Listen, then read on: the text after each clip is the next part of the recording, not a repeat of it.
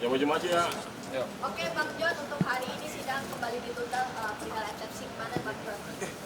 Ya penunda itu mungkin alasannya kan ya ada hak ya terdakwa yang tidak diberikan. Contohnya dia mau bikin eksepsi, itu alat tulisnya nggak ada, pulpennya nggak ada. Nah ini kan ada memang diatur dalam hukum acara kan eksepsi itu ada dua.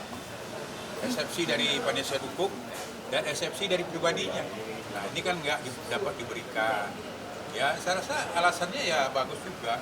Berarti hakim ya menempatkan masalah ini ya sama-sama adil gitu.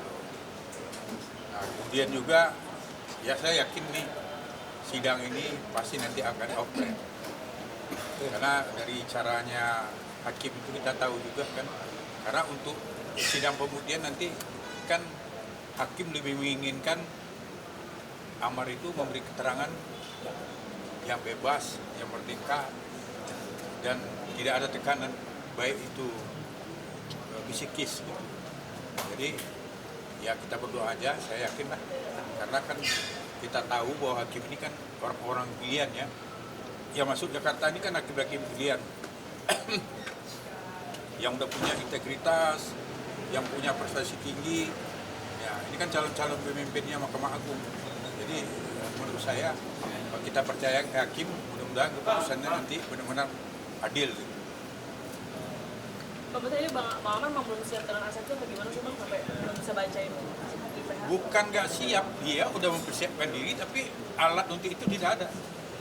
Alat tertulis. Nah ini kan itu kan tugas jaksa nanti untuk memberikan akses yang seluas-luasnya seperti berita hakim tadi. Ya mudah-mudahan itu pasti akan dilaksanakan oleh pihaknya lapas Nusa Kambangan. Sama ini Bang, komunikasi sama Bang Amar bagaimana Bang? Apakah lewat telepon atau bagaimana? Kan tadi Pak Bang juga bilang nggak mau menyampaikan eksepsi lewat telepon karena ada takut risiko bocor dan sebagainya. Itu bagaimana? Ya kalau komunikasi kan memang risiko bocor udah pasti ada. Padahal kan di KUHP udah diatur juga bahwa seorang PH itu berbicara dengan kliennya itu tidak boleh didengar, tidak boleh ya ibaratnya semacam ada rahasia-rahasia mungkin yang diberikan itu kan kami harus menjaga kerahasiaan juga. Nah, jadi itu pasti kendala besar juga. Nah, nanti itulah sidang ini kita minta itu offline itu. Dan mudah-mudahan saya yakin hakim pasti akan mengabulkan dari tata cara hakim bicara tadi. Mungkin Karena selama ini komunikasi kami dengan lapas itu kan sulit. Ya permohonan kata pihak JPU itu kan sudah kita lakukan. Tapi kan dari selama Amar ditahan dan persidangan ini kan udah mencapai sebulan ya. Itu kan komunikasi baru sekali dan 2 kali barusan. Nah, pada waktu kami mau sidang, ya kan, bagaimana kita mau komunikasi dia untuk menyusun eksepsi? Kalau beredar yang dimaksud sama Bang Amar di media sosial itu yang mana sih Bang? Apakah soal dia sebagai pengedar narkoba sampai keluar ke Nusa Kambangan atau bagaimana?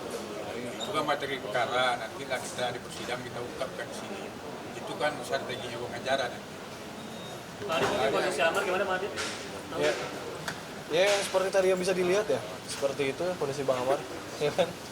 Dan ya benar tadi kata Om John, kalau kita itu cuma satu sih, keluarga harapannya untuk sidang offline.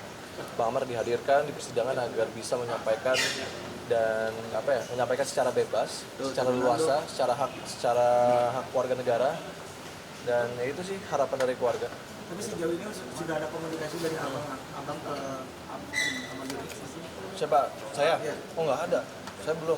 Saya waktu itu cuman disuruh di sini ya, disuruh surat-surat gitu ya.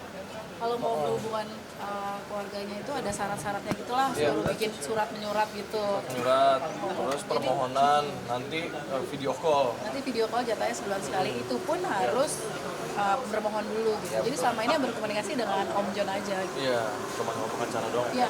Benar nggak sih mungkin katanya Amar itu geraknya terbatas? Oh iya, kemarin yang dengar kata Om John itu kan, Om John bilangnya mungkin karena selnya kecil jadinya sebenarnya tadi mau didengerin semuanya kan, mau diputar semuanya, cuma sama hakim nggak boleh kan. Itu sama Om John baru sedikit dikeluarkan, belum semuanya dikeluarkan bagaimana keadaan Bang Amar di sana, karena tadi sama hakim nggak boleh juga kan. Jadi coba nanti tanya Om John aja rekamannya seluruhnya gimana gitu. Udah guys, cuma 1 jam disuruh bisa mengurangkan Ya, bebas betul, gitu. 1 jam aja. Iya Sehari. betul. Ya, 1 jam sehari. Iya makanya kayak Katanya bisa dengar sendiri Bang Amar bilang kalau kita kemana-mana dari sel ke tempatnya itu ditutup, Iya. diborgol gitu kan. Jadi tadi kalian bisa dengar sendiri kan kesaksiannya Bang Amar sebagaimana gitu. Jadi sangat menyayangkan kan ya menurut aku hukum Indonesia tuh, aduh gimana ya?